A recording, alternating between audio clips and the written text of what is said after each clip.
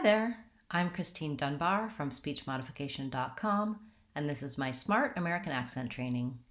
Welcome to our Word of the Day series, where each day we look at an American English word or words, help you to pronounce it correctly, and give you tips on what accent error patterns to watch out for when using these words. Today's request was from one of our YouTube viewers, and it was for the word employee. We're also going to look at the word employer and help you with both of these words. So first, let's look at employer.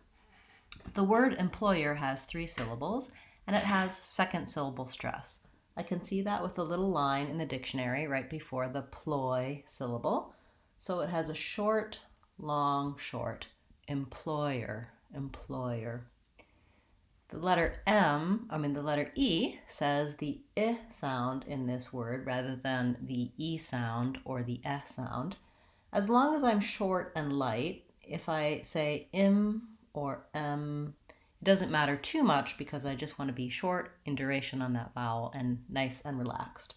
Let's write it out with im because that's what most Americans will use, im. The ploy syllable, this is actually a very common way to spell this diphthong. So that's the diphthong oi, as in boy or toy, and we often spell it with oi or oy. In the dictionary, you'll see it as an aw and an e symbol together because we slide from aw to e. I really think of it as oi, more of an O shape to an E shape. So if you wanted to write it out that way, you could do oi, oi. I think the easier way is to think of it as OY because many of you pronounce correctly words like toy and boy. And then lastly, I have the tight American sound at the end. So for this word, I would begin with the ploy syllable, maybe even starting with oi, loy, ploy. And then I would add my first syllable, employ. And that's a word as well, right? I'm going to employ you for this job. And then lastly, employer, employer. If you have trouble with that American R, please use my American R playlist to help you. Next, when I change to the word employee, I have 2 possible pronunciations. One, just the way I said it, employee has stress on the last syllable. The first one has stress on the same syllable as employer, in which case it sounds like employee, employee. I have a little bit of an y sound there, employee. That's kind of hidden in the linking between the 2 vowels. So let's try it. We'll do employ, e. If it helps me, I can say each syllable by itself like that. Employee, then speed it up. Employee, employee. So what you see is that when I have to go from oi to e, I end up with a little bit of a glide in there, a y sound. Employee, employee. You might find that difficult. In that case, I have second syllable stress. As I said before, we also can say this word employee with last syllable stress, in which case it would be more like employee. Same sounds, but I have length and stress on the last syllable, employee.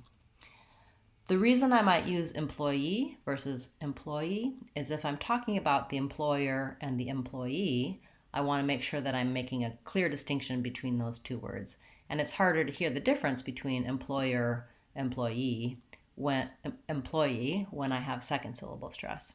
Let's try a few phrases to help us with this pattern.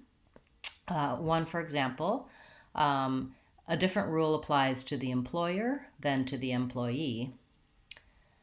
That employer employs 50 employees. Both for employees and employers, the letter S says the Z sound when you make it plural, by the way. We have many employees in our company. I'd like to employ several employees as an employer. Okay, those weren't very good example sentences. The reason to use it in a short phrase or sentence is that you may find that Once you've broken it down and practiced, you can say the word by itself, but you still find it challenging to use it in everyday speech. And the more you begin to put it in with other words and put it together, the more easily and fluently you can use it in your everyday speech. If you have a request for our Word of the Day series, please feel free to leave that on this video or any of my videos here on Speech Modification Seattle or on my Facebook page. I hope you'll join me on Friday for our free question and answer class. We'll be taking your questions about American English pronunciation, words and sounds that you'd like help with, intonation, anything to help you improve your personal and professional communication in American English. Thanks so much for being a part of our class today, and I look forward to seeing you again tomorrow with our next Word of the Day. I'm Christine Dunbar from SpeechModification.com. Remember, if you want to sound American, you can do it. SpeechModification.com. Bye, guys. See you tomorrow.